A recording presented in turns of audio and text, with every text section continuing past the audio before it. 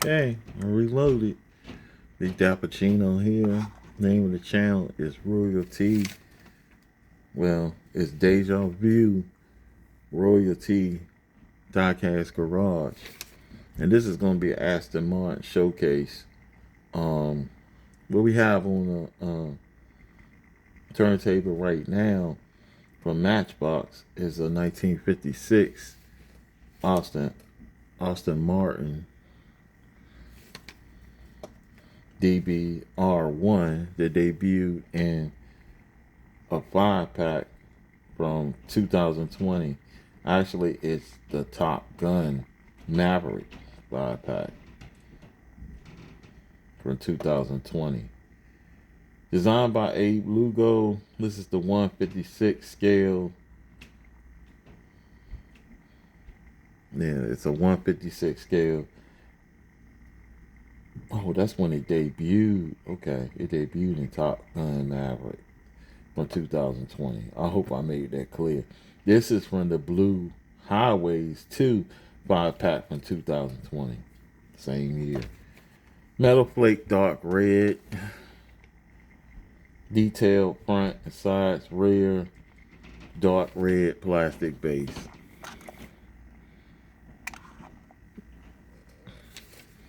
Headlights are obviously done. Oh, tail lights done. It has a beautiful shape. Black interior, clear wheels. Sports car built in 1956, best known for winning the 1959 24 Hours of Le Mans race and World Sports Car Championship in the same year. And had 250 horsepower from a 2.9 liter inline 6 engine. But this thing's so light, I doubt it's even in real life. Probably was like 2,000 pounds if it was that.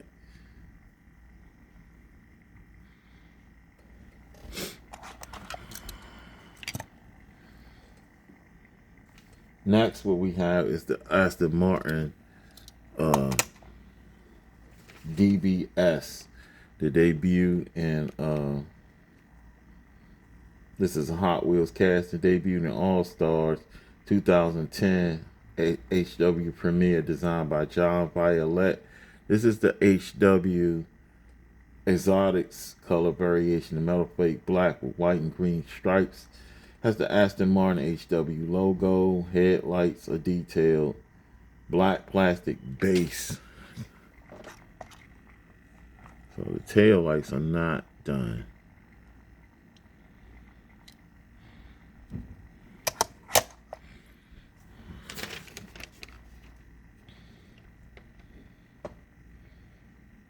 Clear windows, black interior.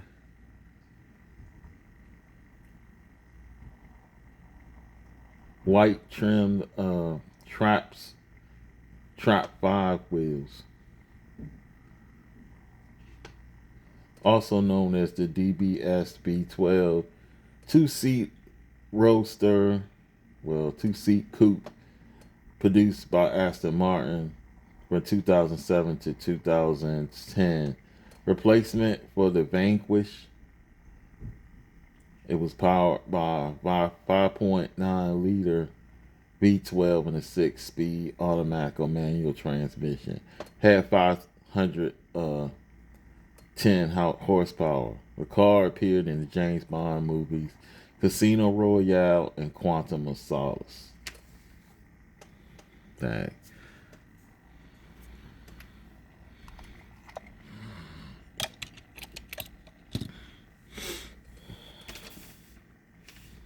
Next, what we have is the Aston Martin V8 Vantage. Debuted in 2005. First editions, realistics. Designed by Mark Jones. This is the HW Exotics 5-pack 2020 color variation in yellow with black stripes on the hood and roof. It has detailed headlights, Aston Martin logo on the hood, and black plastic base. Again, tail lights are not done.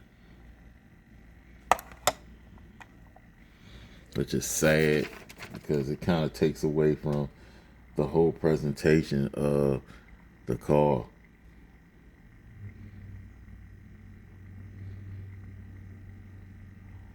Tinted smoke windows, black interior, J5 wheels. Based on a hand-built sports car from 2005. I guess that was introduced in 2005. This was actually the first Aston Martin casting produced by Hot Wheels back in 2005. Wow, so they didn't do Hot Aston Martins before that. That's wild.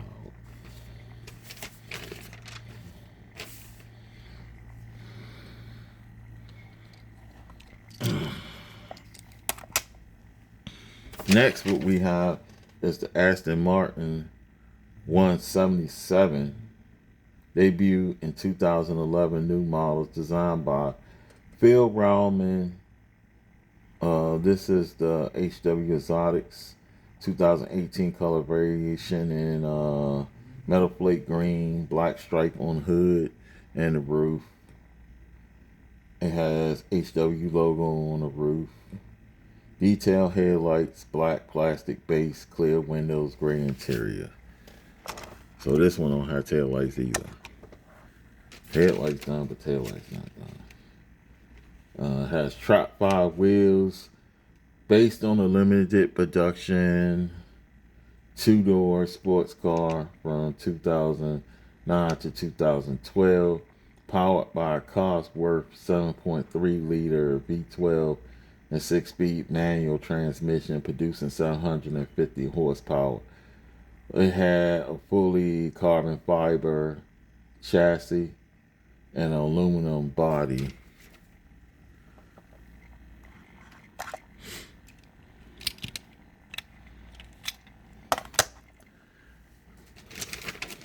Next, what we have is the Aston Martin Vulcan. Debuted in HW Exotics 2019. Designed by Rio Asada. This is the first color variation. HW. Yeah, like I said, HW Exotics 2019. It's apple tree, green, metallic. If I get it focused right. It has detailed headlights, Aston Martin emblem on hood.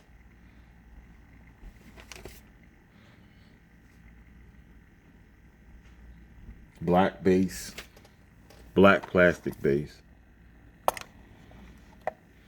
Like the wheels on it fit.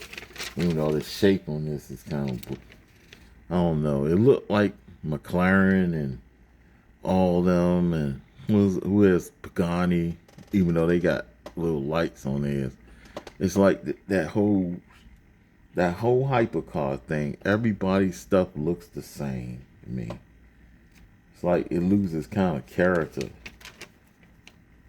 I guess in the pursuit of aerodynamics.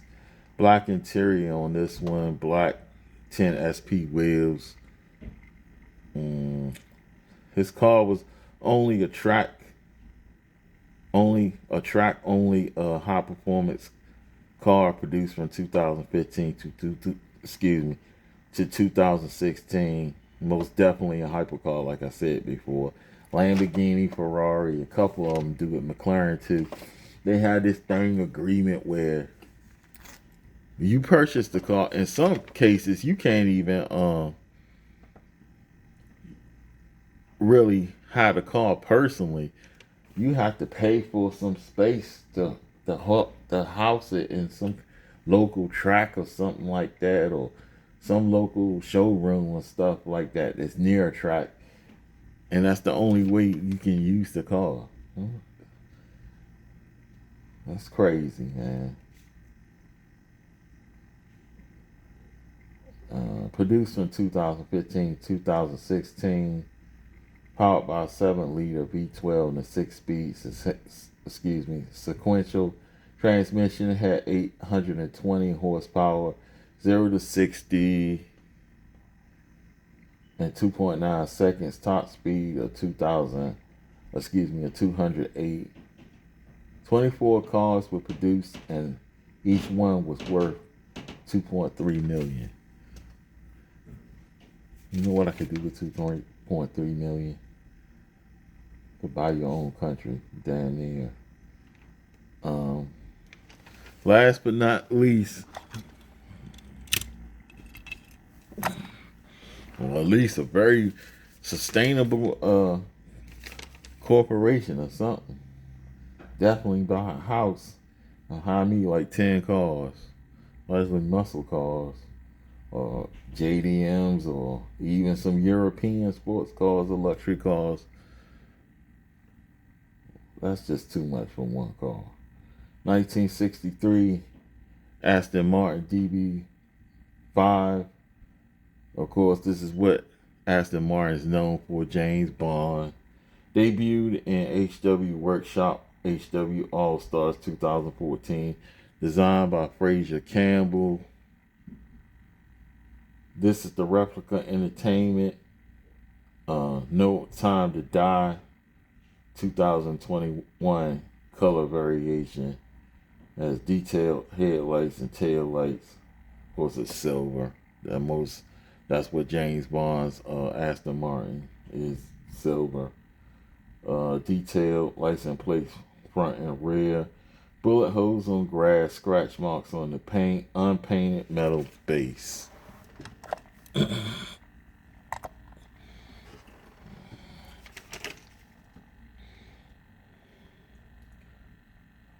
Smoke tint windows, black interior, RRWSP wheels. Produced from, the real car was produced from 1963 to 1965. Of course, with the Bond movies, the car has revolving British, French, and Italian and Swiss plates depending on where it is. It usually has two. It switches from one plate to the other in case he's getting followed by the police or something like that. They say GPS, radar, oil slick, smoke screen, landmine dispensers, hitting machine guns, water cannons, water. What is it? Tire slashers, and a battering ram and ejection seats. The actual stunt cars for the James Bond movies are worth $2 million a piece.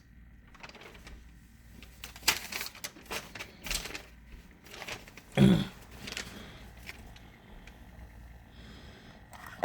we got another Bond car. This is from Johnny Lightning, and it's a replica of 1987 Aston Martin V8. And this particular car appeared in the movie Living Daylights. I think that was Pierce Brosnan. Was it Pierce Brosnan? Or Timothy Dalton? One of the two. But it came out in 2023 as part of Release 2. And I love collecting memorabilia type cars like this. I have cars from John Wick. I have, of course, what we're talking about now. I have several cars from James Bond. I had a Toyota 2000 GT. Johnny Lightning did too. I think I have a version from Hot Wheels too. But yeah, I had a Lotus Esperant too that Johnny Lightning did, and I think I had a version from Hot Wheels too. So pretty much into the Bond thing. Yeah, I like the James Bond movie, so decided to do the Aston Martin showcase.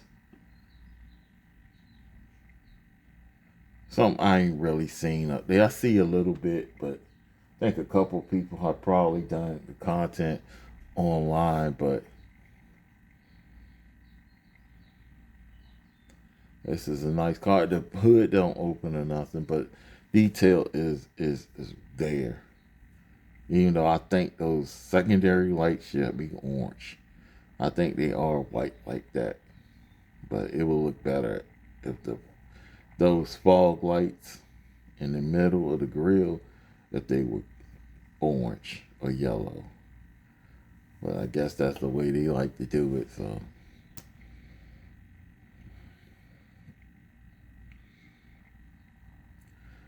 as I always say, this is not the best diecast channel. It's not the worst either. Model here is to show a little love to the diecast. Subscribers. I gotta thank y'all for y'all likes and views, holding me down. 500 plus strong. And growing. I wish we could get to them heights in the thousands, but happy to be where I'm at, man. For the viewers who happen to con this channel, I hope you decide to subscribe, hit the notification button, hit the subscription button, leave a like or dislike behind, leave a comment behind. It's always good to get feedback. Always can improve this channel. And like I always say, peace and blessings. This has been an Aston Martin showcase.